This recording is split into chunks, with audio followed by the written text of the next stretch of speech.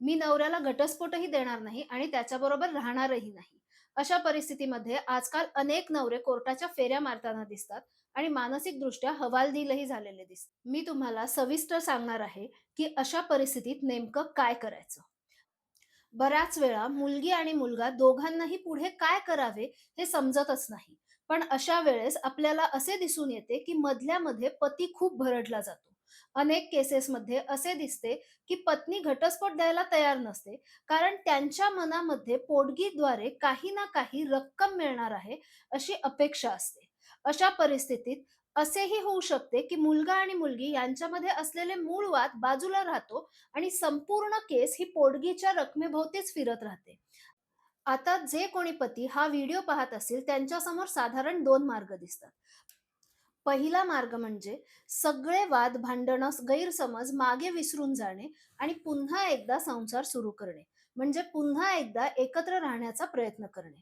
आणि जर कुठल्याही परिस्थितीत हा मार्ग शक्य होत नसेल, तर दुसरा मार्ग म्हणजे कोर्ट कचेरीतील वाद थांबवून सुरू असलेल्या केसेस मागे घेऊन एकमेकांच्या सहमतीने घटस्फोट घेणे आणि दोघांनाही आपल्या आयुष्यात हवे तसे पुढे जाऊ देणे. तुम्ही जर पहिला पर्याय म्हणजेच एकत्र राहण्याचा निवडला, तर आपल्या वकिलांतर्फे रेस्टिट्यूशन ऑफ कंजुगल राईट म्हणजेच नांदायला परत येण्याची नोटीस पाठवणे गरजेचे ठरते. ही रेस्टिट्यूशन ऑफ कंजुगल राईट म्हणजे नांदायला परत येण्याची स्टँडर्ड नोटीस तुम्ही पाठवली, तर तुमच्या पत्नीने मेंटेनन्ससाठी केलेला दावा असो किंवा इतर कोणताही दावा असो, त्या सर्व केसमध्ये तुमची ही नोटीस एक महत्त्वाचं हत्यार म्हणून काम करते. ही नोटीस कोर्टातर्फे जायला हवे. म्हणजे तुमच्या पत्नीने जर का डोमेस्टिक व्हायलन्सची केस केली असेल किंवा कोणतीही केस केली असेल, त्यानंतर तुम्ही नांदायला यायची केस देखील करू शकता. तिने डोमेस्टिक व्हायलन्सची केस टाकली असेल, तरी या नोटीसमुळे असे दिसून येते, की तुम्ही मागचे सगळे विसरून पुन्हा एकत्र राहण्याचा प्रामाणिक प्रयत्न करत आहात. त्यामुळे कोर्टाच्या नजरेत तुमची भूमिका सकारात्मक झाल्याचे दिसते आणि त्याचा तुम्हाला नक्कीच फायदा होऊ शकतो.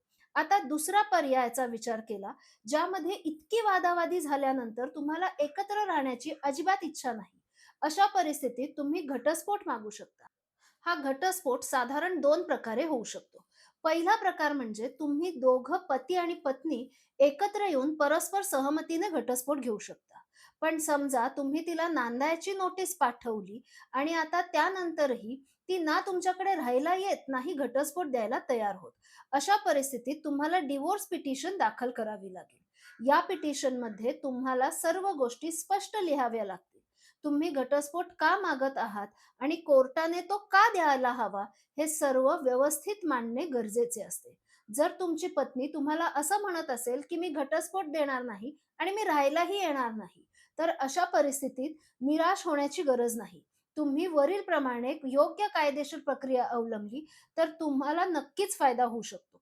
ज्याप्रमाणे आपण लग्न, नातेवाईक, सगळे सोयरे, मित्रपरिवार यांच्या उपस्थितीत मोठ्या उत्साहात करतो, त्याचप्रमाणे नवरा-बायकोमध्ये वाद झाल्यानंतर लगेचच वकिलाकडे धाव घेण्यापेक्षा आधी कुटुंबातील वडीलधारी व्यक्ती, नातेवाईक, सगळे-सोयरे यांची मदत घेणेच योग्य ठरते. त्याप्रमाणे ज्यांनी मध्यस्थी करून तुमचे लग्न जमवले आहे, त्या मध्यस्थ्याशी पुन्हा संपर्क साधून एकत्र राहण्याबाबत किंवा घटस्फोट घेण्याबाबत चर्चा करणेही उपयुक्त ठरू शकते.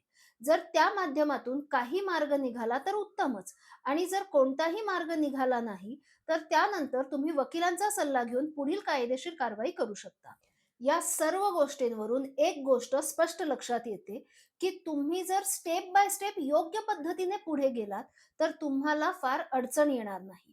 कायदेशीर मार्गाने तुम्ही या परिस्थितीतून नक्की बाहेर पडू शकता. म्हणूनच कुणी तुम्हाला असे म्हणत असेल, की घटस्फोट देणार नाही आणि राहायलाही येणार नाही आणि त्यामुळे तुम्ही तणावाखाली आले असाल, तर नक्कीच या गोष्टीचा विचार करा आणि योग्य पद्धतीचा अवलंब करून सुटण्याचा प्रयत्न करा. हा व्हिडिओ तुम्हाला कसा वाटला, हे आम्हाला कमेंट बॉक्समध्ये नक्की कळवा. तुम्ही जर आमच्या चॅनलवर नवीनच आले असाल, तर चॅनल नक्की सबस्क्राईब करा, म्हणजे कायदेशीर अपडेट तुम्हाला वेळोवेळी मिळत जातील.